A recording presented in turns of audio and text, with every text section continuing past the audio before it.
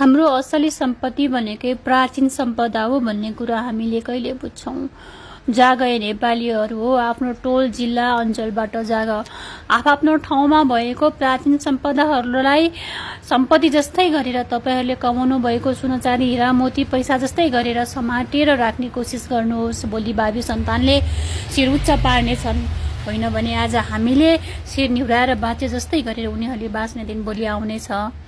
हामीले अहिले नै समयमै बुझेनौं भने भोलि झन् धेरै ढिला भइसक्नेछ। नेताको पछाडि लागेर आफ्नो प्राचीन सम्पदा र प्राचीन मौलिकता पवित्र इतिहासलाई बदल्नतिर होइन, बटुलेर राख्ने कोसिस गर्नुहोस्।